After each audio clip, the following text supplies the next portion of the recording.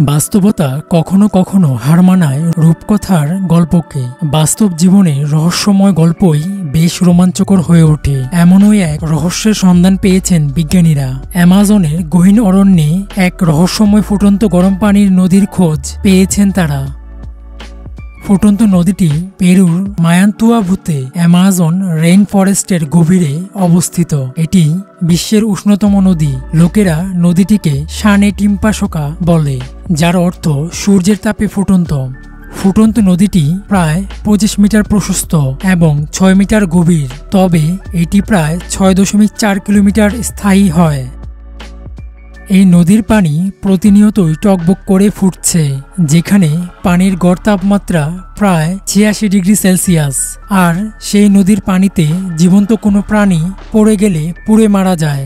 রহস্যময় এই নদীর নাম সানাই টিম্পাসোকা। অ্যামাজনে কোনো আগ্নেয়গিরি নেই, এমনকি পেরুর বেশিরভাগ অংশেও কোনো আগ্নেয়গিরি নেই। যে স্থানটিতে এই ফুটন্ত নদী রয়েছে তার নিকটতম কোনো আগ্নেয়গিরি নেই।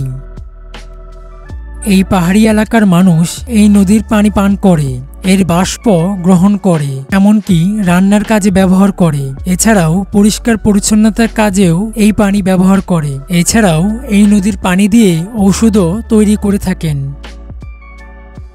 প্রায় সময় এই নদীতে বিভিন্ন প্রাণীকে মরে পড়ে থাকতে দেখা যায়। শুনতে অবাক লাগলেও এটাই সত্যি। প্রাণীগুলো যখন নদীর পানিতে পড়ে যায় তখন প্রথমেই প্রচণ্ড উত্তপ্ত পানিতে তার চোখ ক্ষতিগ্রস্ত হয়। চোখ খুব তাড়াতাড়ি গরম পানিতে সেদ্ধ হয়ে যায়। তখন দেখতে দুধসাদা রঙের মতো হয়ে যায়। তখন এরা সাঁতরে পার হওয়ার চেষ্টা করতেই থাকে, কিন্তু ধীরে ধীরে এদের পেশি ও হাড় সেদ্ধ হতে শুরু করে, কারণ এই নদীর পানি খুব উত্তপ্ত।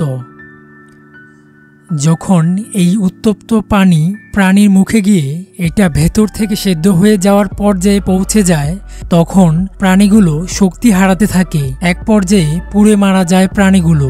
ধারণা করা হয় হাইড্রোথার্মাল সিস্টেমের কারণে এমনটা হতে পারে। রহস্যঘেরা দুনিয়ার আজকের আয়োজন এতটুকুই।